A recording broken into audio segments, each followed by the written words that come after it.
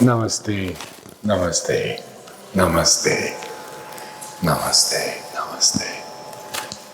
I would like to begin today by telling you something of Mother and my connection with her on the flowers. When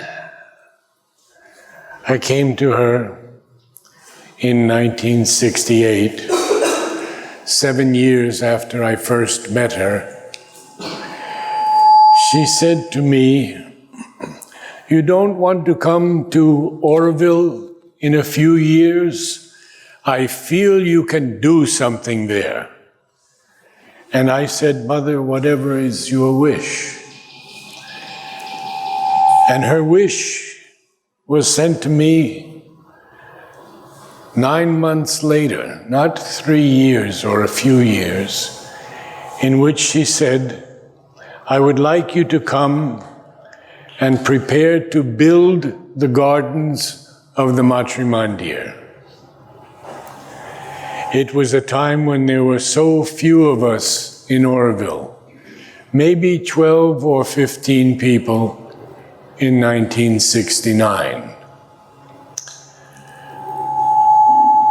So I began to look for a place where I could build a nursery to provide the plants for the Matrimandir gardens. It was a barren desert. There were a couple of old palm trees around and nothing else. So I looked a little further west, and I found a grove of mango trees, and there was my shade. And then I looked in the back, and there was a gigantic canyon into which, unfortunately, all the topsoil would go every year because the village farmers did not know how to bund the soil and allow the rainwater to percolate slowly, nor did they know how to stop the water from running into the canyons. So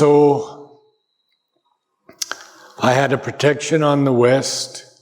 There was a small road on the south, and there we were able to put fences and begin the work. It was arduous, unbelievably hot, no electricity in those days, lots of snakes, and we had to get water from a pump house, and we built a little tank in which everyone could swim, which was at least one good thing, cool water. And we began the work. The way I began was to bring thousands and thousands of seeds that were collected by disciples at the East-West Cultural Center, run and begun by Jyoti Priya, whose legal name was Dr. Judith Tyberg. Jyoti Priya's name was given to her by Sri Aurobindo. And she was my first contact with Mother. But that goes back into very early 1961. And today we're here to talk about the flowers. The flowers have been my entire life. I have built a garden in northeastern Georgia, and it's called Mother's Garden. And people come from all over the world to see this garden, because from February through June, it's non-stop flowering. It begins with the great magnolias. It continues with so many different flowers. There are daylilies, which we were never able to grow here or to show Mother, but many of them Mother named. And so people come to meditate there. They come to communicate with the flowers, and everyone is welcome. Now, Mother says that working with the flowers, loving the flowers, is one of the best ways of our opening the psychic being. When I began the work of this book with my wife, Mary Helen, Richard Pearson, and a lady from England, Mary, all we had was a small book by a lady, Lizelle, which named a few flowers, and we had more than 800 to do. So I used the Royal Horticultural Society's Dictionary of Gardening to identify most of these species. When the second book was created, I did all the botanical work on that also, updating the botanical names, genus, species, cultivars, hybrids, etc. But during 1970 and 1971, I made friends with horticulturists throughout the world. We had a seed exchange program with more than 100 different botanic gardens. And I made a very close contact with Dr. Marigauda in Bangalore at the Lal Bagh. And one day I said, let's bring him a van full of the seedlings that we have grown from America and other places. Well, he was so touched that he gave me 12 hibiscus from Hawaii. I began to send these to Mother, and Mother was so amazed at their beauty. I would stand by the samadhi, and I could hear her exclaim, "Superbe, magnifique." Oh, you could hear her voice. She was so happy. Now, it's very interesting that she named these flowers for Auroville. Charm of Auroville, beauty of Auroville, realization of Auroville. And then the lady who would take them up, many of you may know her. Her name is Tara Johar, and she runs the Sri Aurobindo Ashram in New Delhi. Well, Tara would take them to her and then bring down the messages to me and to Richard, and we would write them down. The thing is that Mother one day said to Tara, we need a little wider significance for the world. So we'll say they are the new creation. Beauty of the new creation, charm of the new creation, realization of the new creation, and so forth. And so these hibiscus bear two names. But it doesn't take rocket science to realize that Auroville is the new creation. Unfortunately, after spending 12 years, the first 12 years in Auroville, some people, wonderful people, left because of the time of troubles, and others began hybridizing the hibiscus because it's very easy to cross a hibiscus, and they lost the originals. I'm still trying to get them back. It's a great sadness. But during this time, from 1970 to 1972, I was able to send between 60 and 80 flowers to Mother, which she named. And one of the greatest joys for me was when she would name a flower that was so close to my soul. So the Italian basil is joy of union with the divine. And I grew another flower, and this is an interesting story. The flower was from seeds from England, and it was called Lobelia erinus, Cambridge Blue, where Sri Aurobindo studied. And I planted it, and it flowered so beautifully. What was the name Mother gave it? Does anyone know? Remembrance of Sri Aurobindo. Remembrance of Sri Aurobindo. I can't tell you how much that meant to me. Then she named the beautiful plant that the Greeks would use for their athletic ceremonies, to live only for the divine. And so many others. Once I sent her about, I think it was 10 or 12 different zinnias, and she named them all. And I'd like to read that to you because it shows how much and how close attention Mother paid to the flowers. There are actually 14 zinnias named by Mother. And the zinnia is endurance.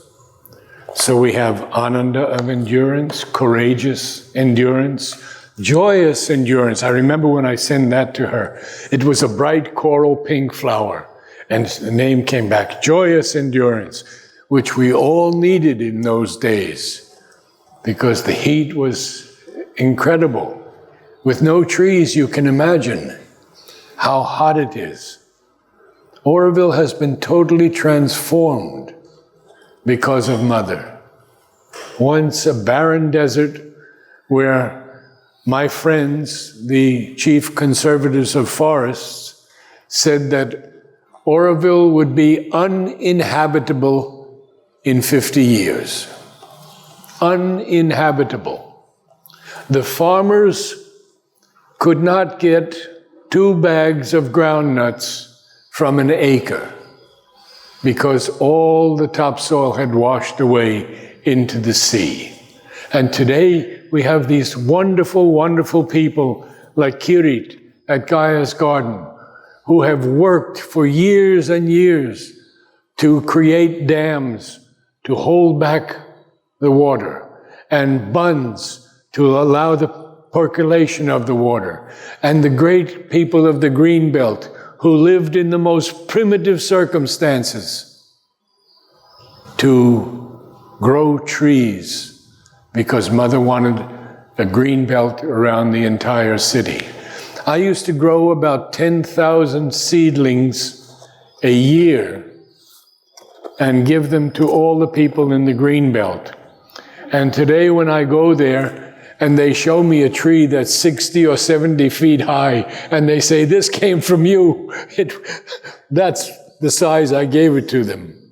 So you see the beauty of this collaboration. And I would ask all of you next year to collaborate with the flower people because they are doing such a wonderful work. How do we connect with the flowers? Well, we were allowed to write questions to Mother when we started doing the new book. And there are almost 20 pages of questions and answers. I wrote a couple to Mother also. And what did I write to her? I said, are there insects that are consciously hostile to the flowers. Why did I write that? Because we would work for a month growing all these flowers, and in 1 or 2 days, the insects would devour everything. Or the goats, or the cows. It was a very difficult time. Mother wrote back a very interesting answer, that there were no consciously hostile elements in the insects. She said they do good, they do bad. And obviously we can see the bees pollinate, other insects pollinate. We wouldn't have grains or trees, fruit trees, if there were no insects to pollinate them. And that taught me one of the greatest lessons of my life. Unlike what we have today, which is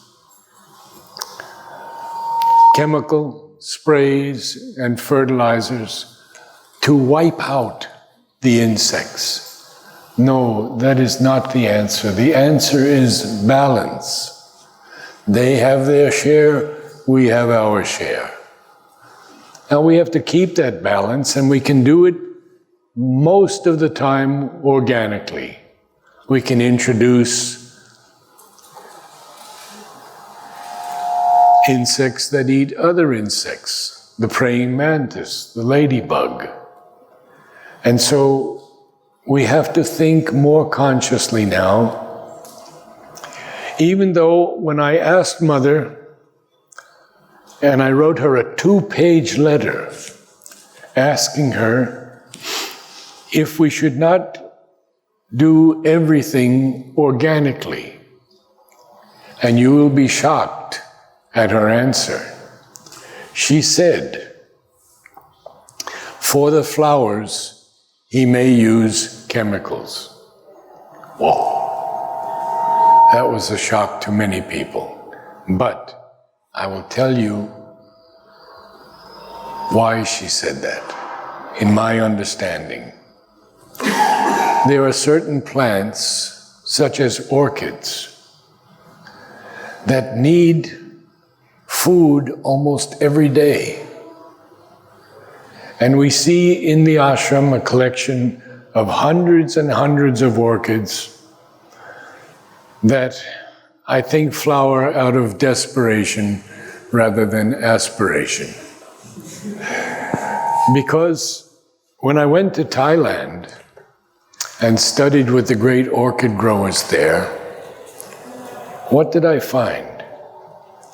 They were feeding a composite of nitrogen, phosphorus, and potassium in very small doses. They said, we found a secret. If it says, give 1 teaspoon of this fertilizer every 2 weeks, we divided it by 14 and gave it every day. You would not believe the joy in those orchids. I have never seen so many flowers constantly blooming. Absolutely extraordinary. Now, they would water in the morning with the fertilizer dilution, and in the afternoon, they would wash it off with clear water, because the orchid can easily absorb through its roots all that it needs. And I tell you, I have seen flowers, orchid flowers, just radiating with joy. And you know, the orchid is very, very interesting flower. It is attachment to the divine. And if you study the orchid, most of the orchids put out many, many roots. And they are not parasites. They are epiphytic. They take nothing from the plant that they attach to. And they just use it as a hold so they can grow. My friend Dr. Tanikaimani from the French Institute would take me on trips into the dry forests of Tamil Nadu. And people told me, you will never see anything growing on a tamarind tree. And I would see hundreds and hundreds of orchids in full bloom on tamarind trees. Just amazing. We close ourselves very often, and we have to open more to the flowers. Now, in Mother's Garden, people come to meditate. They come to communicate with the flowers. If they want to do some work, they're welcome to do that. But it is vibrating with the joy and these messages that Mother has given them. Now, I want to tell you a little bit about our current work, because I'm working with Nilisha, who's in Sabda today because it's one of their biggest days, so she couldn't come here. We have photographed about 845 of the 845 of the 850 of the 890 flowers. We have only 40 to go. And we're going to put out books by subject. So our first book will be on protection, and it will have all the flowers of protection that Mother has named. The second book will be Beauty in Art, and it will have all the great peony flowers.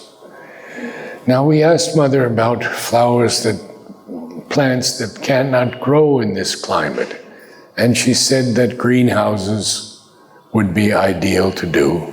Well, we haven't gotten there yet, but there are greenhouses now in America that I've been in many, many times that have an irrigation system that is a fine mist, and you can work there. But the plants, when the cuttings are placed, never suffer any dehydration. There is always humidity, 100% humidity. And so they root so easily. We have to do things like that. And then, of course, there's the story that Mother tells us about the fir trees in Algeria. Some of you know that story, I think. Can I see a show of hands? How many know that story? Oh, very few. Okay. Well, they planted fir trees on a hill in Algeria. And these little beings came to the Mother, and they said, we take care of the fir trees, but we need snow. And so Mother said, okay. And now it snows every year in Algeria. And then Mother said, when you dig the soil out for the lake around the Matrimandir, you can build a mountain on the north side and plant fir trees, and there will be snow in Auroville.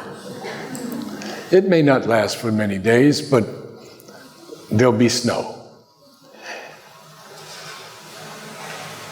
If we go into these books, the second book I should tell you about. The second book is The Spiritual Significance of Flowers.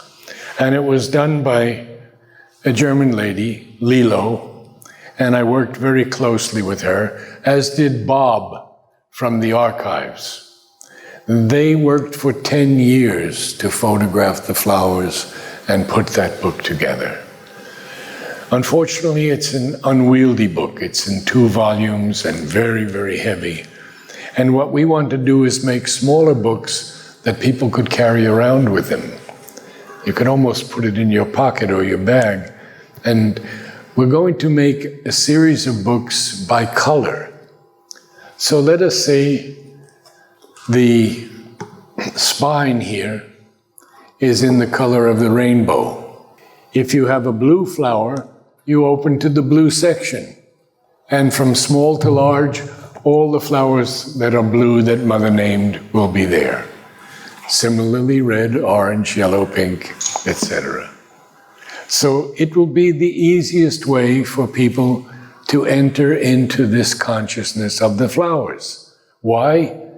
Because the first book was done by botanical name. And if you didn't know any botanical names, how would you find anything? The second book is done by significances. And if you didn't know the significance, how will you find anything? This way, it's sure. You will find the thing. We'll do another series also on the type of plants.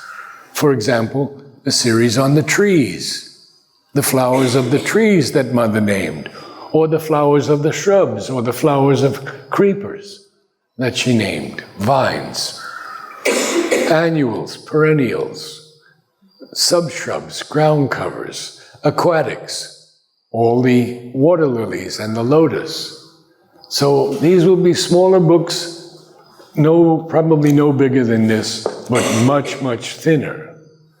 So they'll be easy to handle. How do I communicate with the flowers? It began some years ago. You know, they do speak to us. If you've ever read Gerald Durrell, how many have read Gerald Durrell? Nobody. He's the most wonderful, humorous writer. And one of his great books is My Family and Other Animals. And he developed this place in Jersey, the islands of Jersey off England. His main work was with animals. And he has another book called The I, and I. And he's written about 15 or 16 books. You really should read him. In one of these books, he meets an elderly lady who tells him all about the roses. The roses do not want to be put with daisies. They don't like to be put with lower types. And she goes on and on. You keep the roses separate. And don't change the water every day. You can add new water, but don't change. And she tells him all of these things, and her house is filled with flowers. And she can hardly get out of bed, she's so old. But it's a wonderful passage.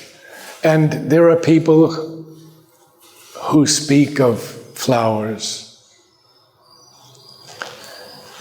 and they tell us that the best way of learning about flowers is to love them. It's the simplest way and the best way. And then one begins to communicate with them in their language, not our language. And when I speak to them, and I praise their beauty, or I praise their strength, their tolerance, as we saw before in the zinnias, their endurance. I have seen zinnias in the desert, blooming as I've never seen them before, without rain for 3 months, or without any water. No one watered them. That's endurance. There's another flower that's called mind. Many of you, I think, know mind. It's a common flower here and throughout India. Now, mind is completely poisonous, every part of it. The branches, the leaves, the roots, and people in South India often will eat the fruit to commit suicide. But it is mind. And at the base of each flower, there is a drop of honey that is the most wonderful thing you've ever tasted. For me, that's the mind. Lots of poison, but there's a drop of honey there. There are so many flowers that have taught me how they want to grow. One of them is the Bougainvillea, or protection. If you ever tried to walk through a Bougainvillea hedge, you'll know what protection is. It'll tear you up. Now, the Bougainvillea is from Brazil, not from India. And the unique thing about it is that they have a type of monsoon also.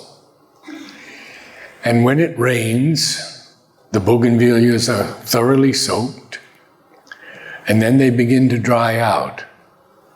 And they dry out so much that the leaves even fall.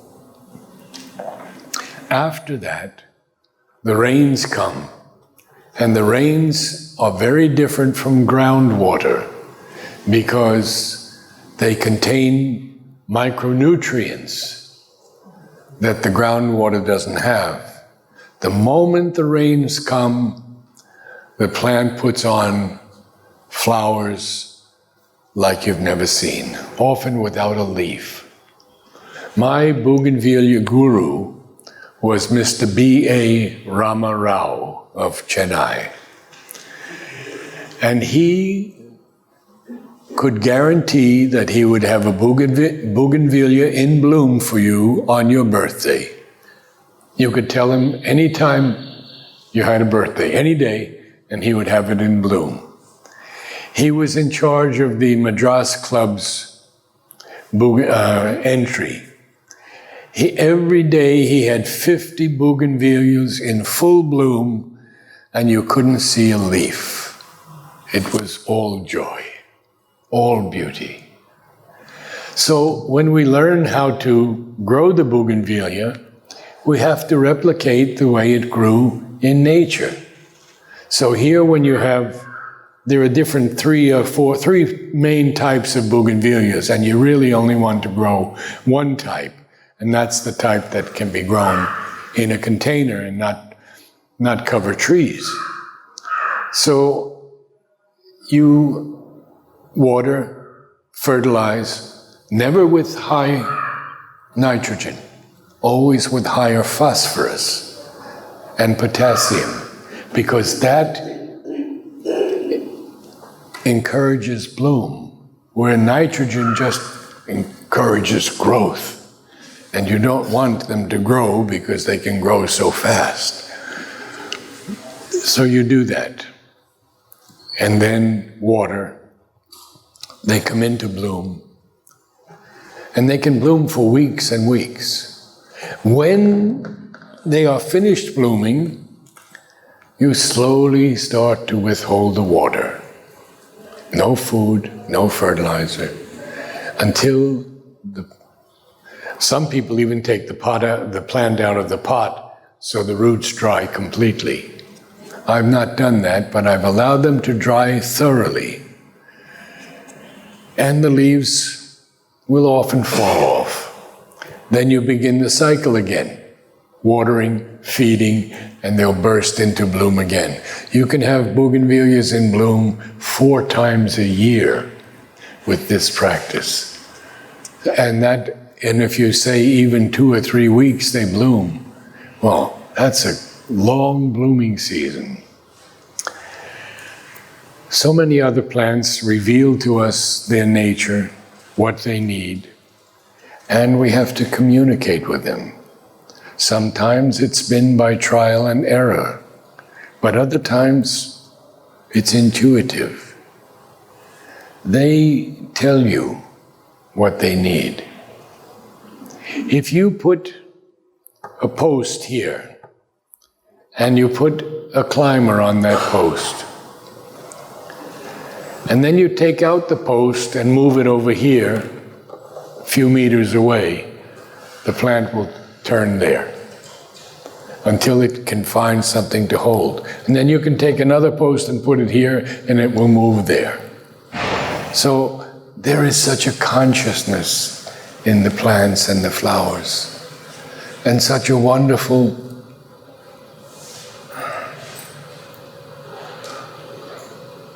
Mother said she began naming the flowers primarily because of their fragrance.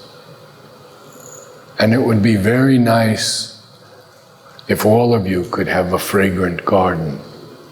Roses, jasmines, tuberose, all of these are rather easy to grow. And it doesn't take a lot of space. I'd like to read a few things from Mother.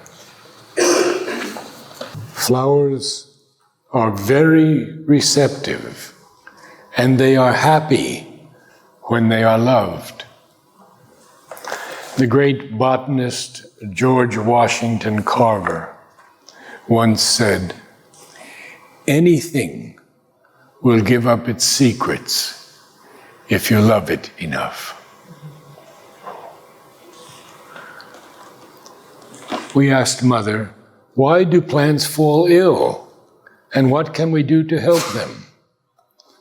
Mother replied, when man does not meddle, the illness of plants seems to be accidental. But man's action has upset the life of plants, even as that of animals, of course. Men have upset the life of plants and animals, and supermen have upset the life of men. Whoa. Mother says the new consciousness will be as different from man as man is from the animals.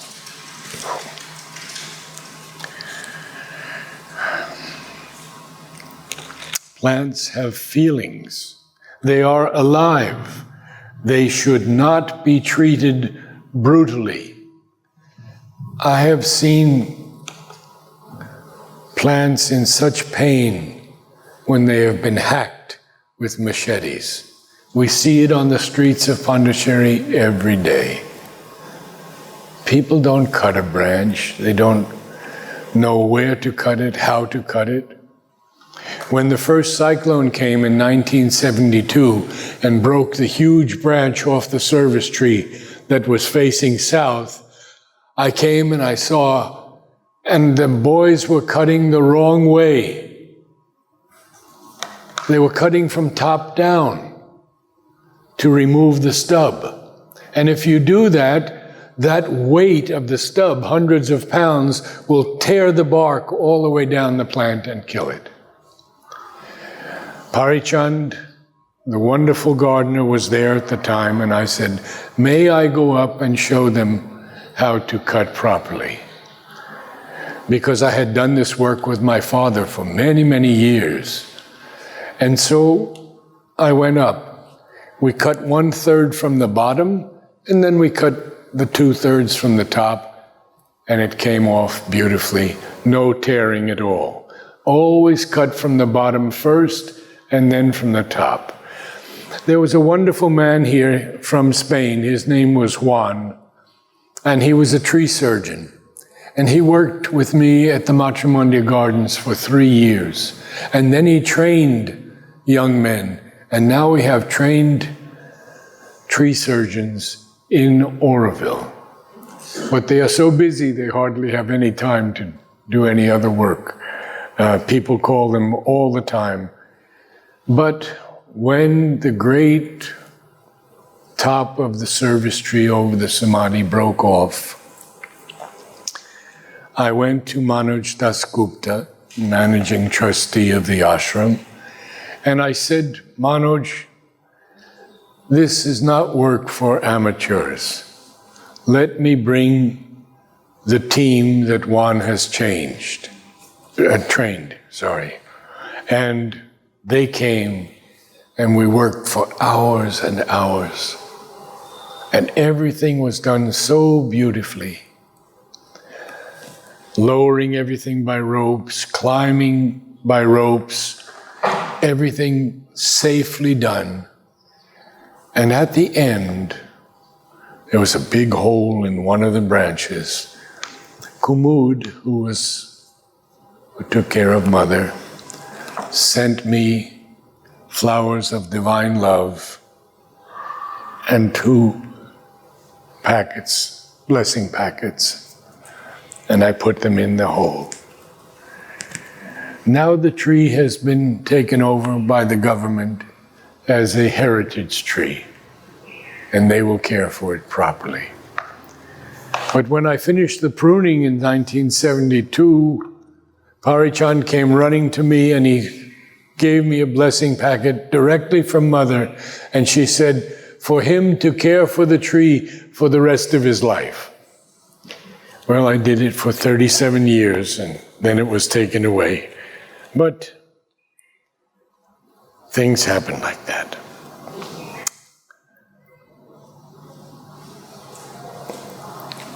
Can I remove the branches of shrubs which are overhanging and causing inconvenience to the inmates?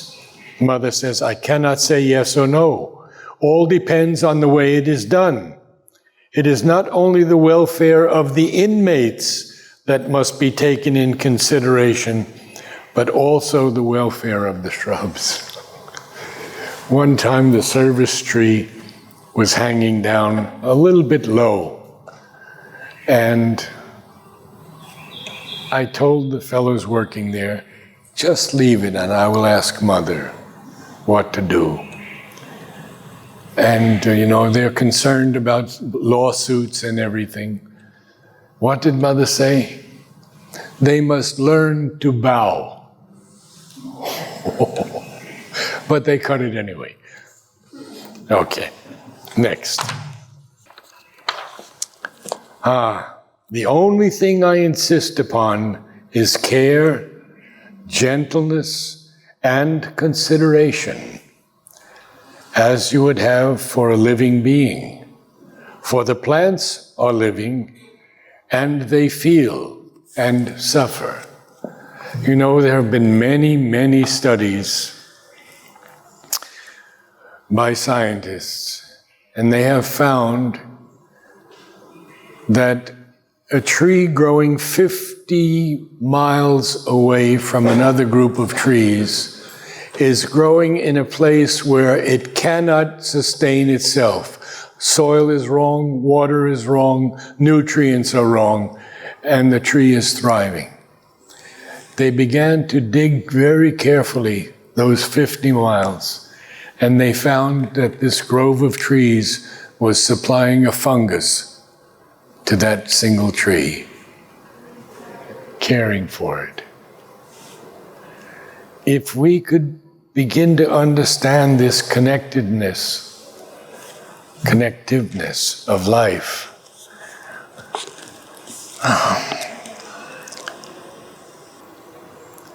in preparing the beds, flower beds, it may be found necessary to cut away some roots of the trees. What does Mother say? This is not possible. No roots of trees must be cut. Apart from that, if the trees are respected, you can prepare these beds. Now, during the meditation times in the ashram, they would lay mats down so many people could come. But the roots were protruding. And I worked with many ashramites to excavate the area below, and using old tires and things, we lowered those roots so that there are none protruding today, and the tree is fine. And by the way, if you ever want to guide a plant, do not use wire. If you need to use wire or a turnbuckle to tighten and straighten a plant, take an old tire tube or a tire, bicycle tire, and put that around the plant, and then put the wire around that and tighten it. And it will never cut into the plant at all. This is the key thing, very important. Mother says, Oh, here's my question. Are there forces directly hostile to vegetal nature? Are insects a manifestation of these forces? Mother replies, there do not seem to exist forces consciously and voluntarily hostile to the vegetal kingdom. Insects do harm because they feed on plants, but in this way they serve them also. Both things are there, good and bad, without any conscious will. They do good, they do harm, without knowing it. That was such a lesson for me. I talked to you about balance before. This understanding that everything in the universe is so interconnected that we have to respect every aspect. You cannot imagine how much work the worms do in the earth. This small, insignificant creature creates, of course, now we have vermicompost, which is some of the best compost, by putting worms into vegetation. And they just work it over and work it over and work it over until you have this marvelous compost. When I began the composting work in the Matrimandir, we had many, many trees to plant in an area we call the outer gardens. So we needed a lot of compost. And so I brought many things from the US in a huge trailer, and we started the work. Now, composting, I just want to give you a very brief overview, is not letting things rot. That is not composting. Composting has 4 primary ingredients: carbon, nitrogen, oxygen, and water. And they all have to be done in the proper way. You only need 1 part of nitrogen for every 25 parts of carbon. Carbon is dead leaves, dead grasses, anything like that. Only 1 part of nitrogen. And you can use cow dung, it's perfect. Then it needs water. Because without water, there are different bacteria that live at different temperatures. And you have to give them all what they need. The main thing for me, the main discovery I made was oxygen. If you don't have enough, if the oxygen is depleted rapidly by these bacteria, then you have to turn the pile every few days. But I was given this: put big bamboo poles every meter apart, and then build the pile around that.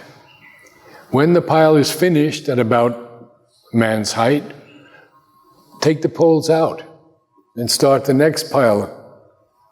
And then the oxygen comes through, all the air is there, and the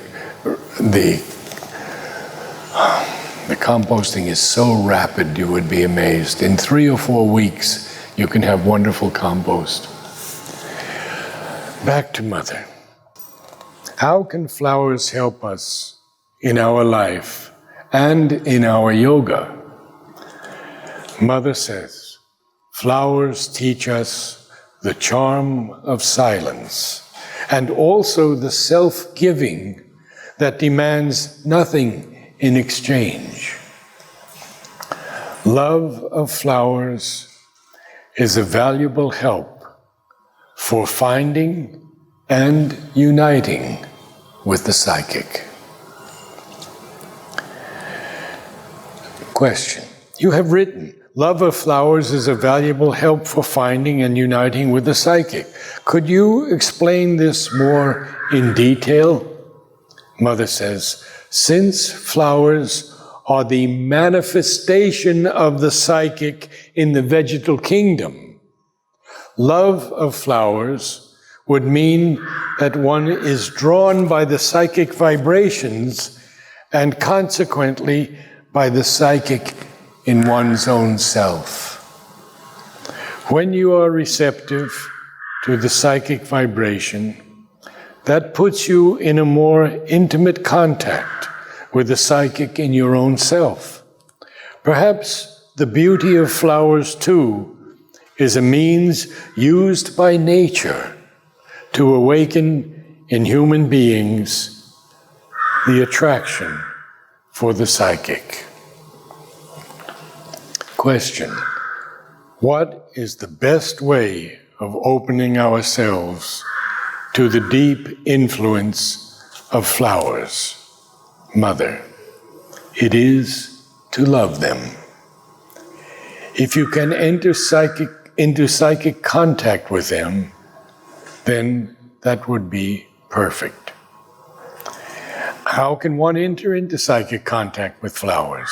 Mother: when one is in conscious contact with one's own psychic, one becomes aware of an impersonal psychic behind the whole creation, and then, through this, one can enter into contact with flowers and know the psychic prayer they represent. If we can consciously connect with the beauty of this rose, if we can unite with it, if we can become the rose, its fragrance, the beauty of its petals, the power of its significance, which is generally love. There are many roses Mother's named, and most of them are about love. Now, I've gone on and on for almost an hour, and I could go on for hours more, but I think you need to have lunch. So, thank you so much.